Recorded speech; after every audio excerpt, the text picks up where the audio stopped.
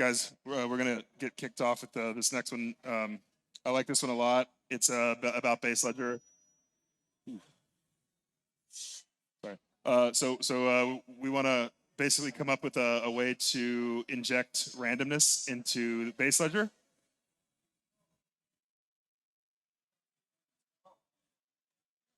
This is fun.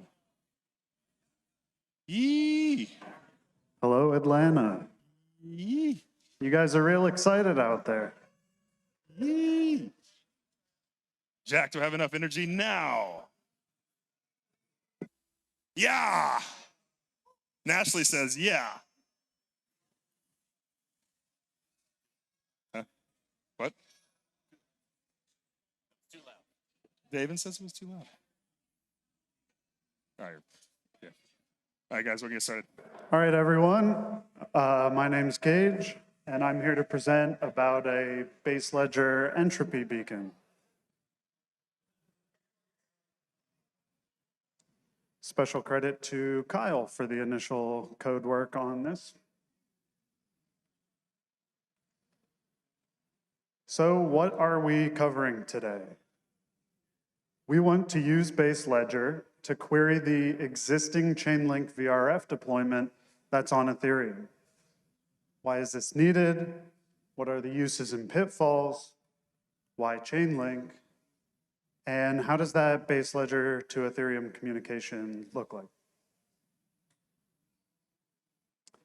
So we want to introduce a little chaos into Baseledger. We need entropy for the ZKPs. Baseledger, as the blockchain for baselining, needs to support generating zero-knowledge proofs, which are critical to the baselining process. These ZKPs need random seeds, also known as entropy.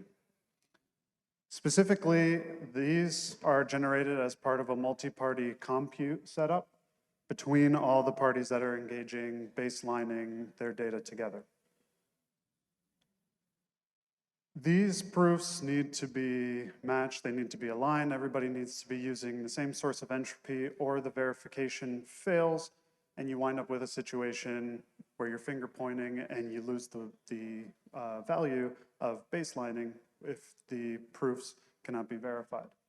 So we want some randomness, but we don't want it so random that nobody's on the same page. So how do I know that your entropy is my entropy? Well, let's just use the lava lamp on my desk. That's nice and random. I'll provide the entropy. Well, that's fine until I mess up, or you have somebody on the network that's malicious and they start using their own entropy. Now our proofs don't match and our baseline's unbased. So how do we determine who's right? I say I'm right, you say you're right.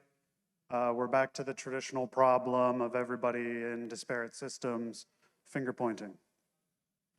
But if we had a third party providing the entropy as the standard value, we could check against that. Everybody could be dishonest. We just go back and check against the known honest source, and we trust that. But what could be so trustworthy? Chainlink. Chainlink has a verifiable randomness function that they provide, and this can be our golden source of entropy. Chainlink VRF comes from a set of neutral, decentralized node operators, and what's important about their randomness is it also includes a cryptographic proof, verifying that the randomness has not been tampered with. So, how can we be so sure that this random value from Chainlink is not also gamed? What makes it more credible than the users in the multi-party compute? Why can we treat this as the golden seed? Here's a nice diagram of the VRF process. You have your smart contract requesting randomness, goes off into the Chainlink network, they do their work, send it back to the VRF coordinator contract, and then the smart contract receives the randomness. That step 3 there is the important one. That's the verifier. That's where the magic happens. This contract contains an implementation of Goldberg's verifiable random function. So essentially what's going on here, we have a known seed value. We have a known elliptic curve that we're generating randomness off of. And all the node operators that are generating the randomness, we know their public key. What we don't know is the randomness. We have all these other factors, though, that we can essentially work it back on the curve and confirm, okay, this randomness followed the procedure, everything traces back on the elliptic curve, everything is as it should be. If someone tampers with the randomness, now suddenly this verification function would fail. You're not going to be able to solve it back correctly in that case, so we would reject the random data. In this way, we can be 100% sure, cryptographically sure, that the randomness generated wasn't gamed. It was generated as supposed to be. You can find the full cryptographic details on that if that's interesting to you, all the equations and everything for that algorithm. The content team at Chainlink put out a nice blog piece for the announcement of VRF. So how do we use Chainlink VRF? Well, currently it's integrated on Ethereum, Polygon, and Binance Smart Chain. Wait a second, there's no Baseledger. Okay, we're done here, thank you. Not so fast. Conveniently, Baseledger is built upon Tendermint with cross-compatibility in mind. So by design, Baseledger can query Ethereum using the Tendermint blockchain interface, or Tendermint application blockchain interface, ABCI. So this is the core idea behind the presentation. We may not have a native Chainlink VRF implementation yet, but we do have the ability to call it on Ethereum, retrieve that data, and bring it back into Baseledger. So here's a diagram taken from the Baseledger white paper showing where it exists in the stack, and you can see it's just kind of layered nicely right there above Ethereum, so we can call back and forth between there, and that's where this idea exists. So we have this concept now of a native VRF versus this queried VRF. So we're doing something that's not really by the books. It's not the intended design of VRF. So we need to start asking ourselves, well, is there a way that we're breaking something? Is there some vulnerability we're introducing here by not using a native VRF integration? And actually there is. There is one core weakness that should be kept in mind here. Can't be used anywhere where being privy to the random data gives you an advantage. So since we're reading from Ethereum, it's possible you could go and look at Ethereum first before it's retrieved back into Baseledger, and now you have advanced knowledge of the randomness. So that could lead to you gaming the system, getting that ultra rare NFT mint, snagging it right before somebody else gets it because you saw, oh, this randomness is going to generate this handsome reward. So we just need to be careful here of that consideration.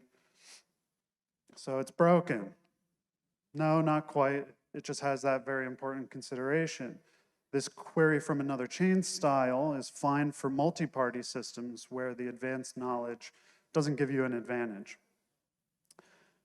In this case, we just need some known good source of entropy that we can cross-check against everybody generating ZKPs. We just want to keep everybody synchronized with the same entropy so the proofs all verify at the end. So if party A sees it before party B, that's fine. They're both using the same value anyway. If something changes, it no longer matches, the proof verification fails, and we start over until everybody decides, hey, we want to be honest. There's really no advantage to being dishonest in this system. It fails at the end in the verification. So just keep in mind that important note there. If having advanced knowledge lets you game the system, this is not a kind of architecture you'd want to use. So how do we do this? Well, we need a VRF consumer contract that we can query, and that exists on Ethereum. We need a way to initiate a VRF call from Baseledger, and we need a way to get that data back into Baseledger. So the first part, deploying a VRF contract, that's easy, that's standard. There's nothing different here from when you would be deploying it on Ethereum for your use on Ethereum. There's a standard template for this you can find in the Chainlink docs. It follows the normal Chainlink request and receive architecture if you've ever made an API request from Chainlink. Same style there with the fulfillment callbacks. So really you just inherit the Chainlink VRF contract, and then you just need to create your own two functions here, requesting the randomness, and then where the nodes are going to call back to fulfill with the random data. This is what that contract looks like. You can see we just have the single import at the top there, the VRF consumer base. Then we define our contract as inheriting from that. And we need to specify this key hash here, which is the seed. In this example, we have it hard-coded. Obviously, in production, you would generate that in a better manner.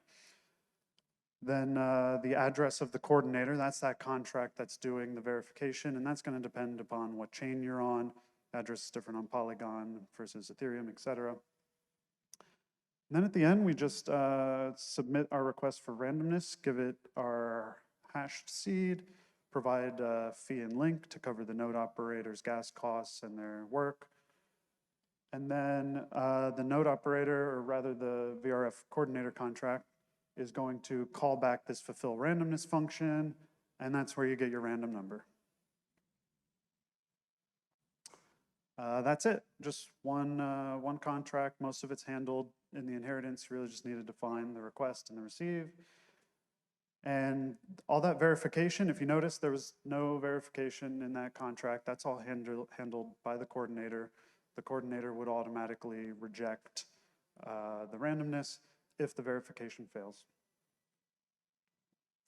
You can find out more information on this in the Chainlink VRF docs link listed below. So now for the Baseledger work.